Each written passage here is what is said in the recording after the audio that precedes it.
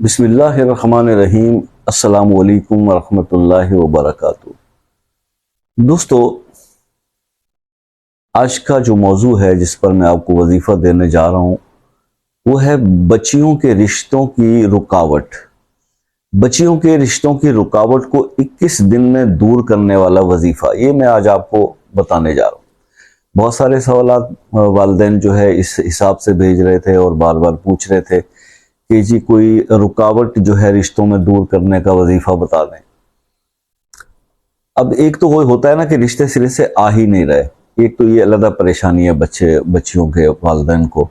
اور ایک پریشانی یہ ہوتی ہے کہ رشتہ کوئی اچھا آ بھی گیا مناسب سا تو اس کے اندر کہیں نہ کہیں بحث تکرار میں جو ہے وہ مطلب کوئی نہ کوئی رکاوٹ اس میں ڈل جاتی ہے۔ اب یہ معاملات جس طرح اگر اس قسم کے معاملات، اور یہ معاملات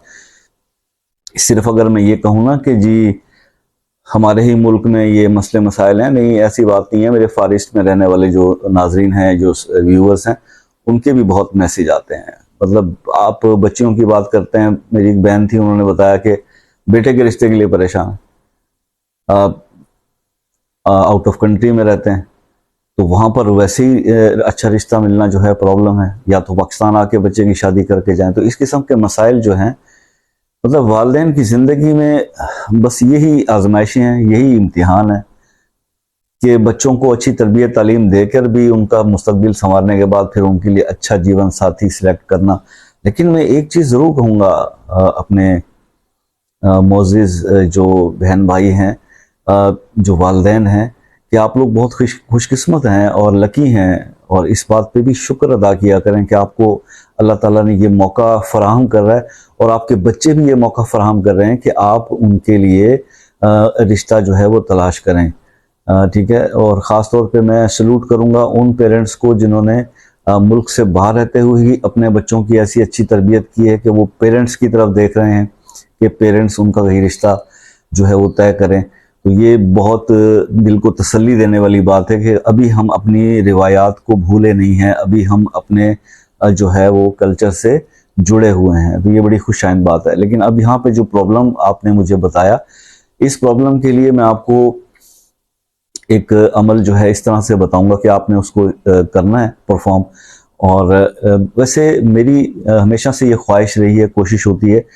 کہ جس بچے یا بچی کے ساتھ یہ مسئلہ ہو کہ اس کے رشتے نہ آ رہے ہوں یا رشتوں میں رکاوٹ ڈل جاتی ہو تو وہ خود سے یہ عمل کرے۔ لیکن اگر فرض کریں وہ کسی وجہ سے بھی اگر نہیں کر پاتے، کیونکہ آج کل کے بچوں میں سب سے ایک تھوڑا سا پرابلم یہ ہوتا ہے کہ نماز کی پابندی اس کے ساتھ وظیفے کے ساتھ بہت ضروری ہے۔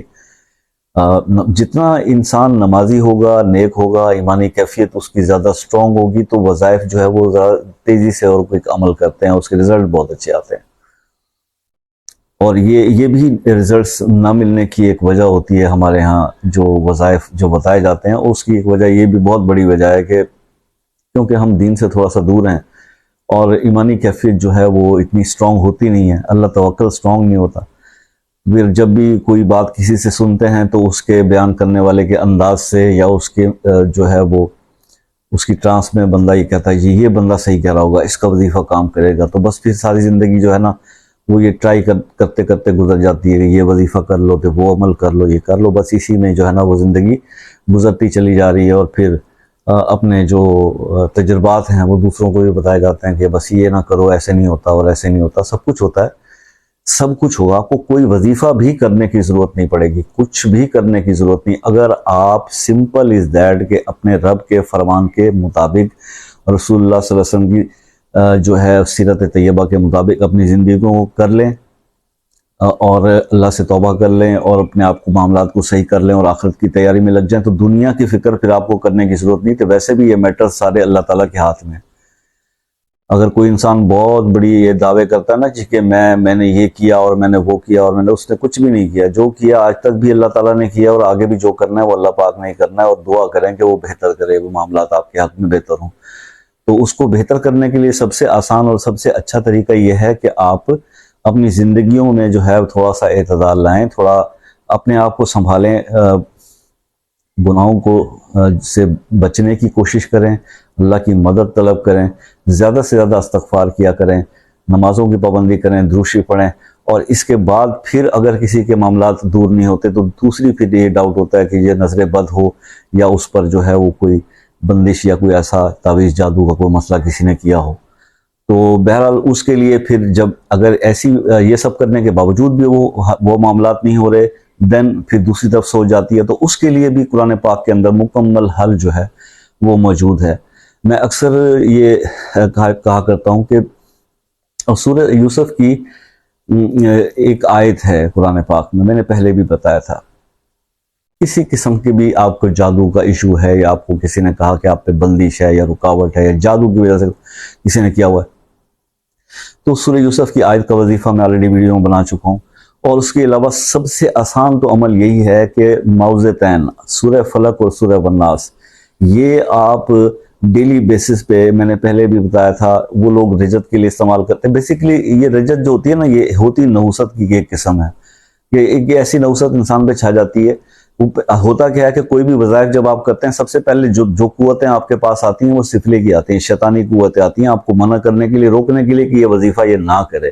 اور ہم انہی کو جو ہے وہ پھر آپ کے جسم میں توڑ پھوڑ اور دوسری چیزیں اور کام وہ آپ کہتے ہیں کہ وظیفے نے الٹا اثر کر دیا. ایسی بات نہیں, آپ استقامت اختیار کریں, وظائف کی جو اصل چیزیں ہیں, اصل روح ہے,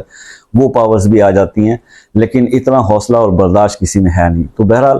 معوذتین جو ہے نا, یہ آخری سورہ فلق اور والناس, اگر بہت کچھ کرنے کے باوجود, نماز قرآن ہر چیز پابندی ہے, سب کچھ ٹھیک ہے, وظیفہ بھی کر لیا اور پھر بھی رکاوٹ نہیں ہٹ رہی, تو اس کے لیے پھر آخری حرکت یہ جو آپ نے مطلب جو میرے ذہن میں آتی ہے وہ یہ کہ کسی نے کوئی حرکت کی ہے. ایسی حرکت کے لیے پھر آپ 70 دفعہ سورہ فلق اور والناس پانی پر دم کر کے 11 دن کا عمل یہ کر لیں, جس کے ساتھ جس کا بھی رشتہ نہیں ہو رہا اس کو پلائیں. اور دوسرا جو ہے, اب یہ وظیفہ جو میں آپ کو بتانے جا رہا ہوں وہ ظہر کی نماز کے بعد کا ہے. بیسک تو یہی ہے, ظہر کی نماز کے بعد آپ نے مصلی پر ہی بیٹھے ہوئے اول آخر 11 بار درود شریف, 313 بار سورہ نصر,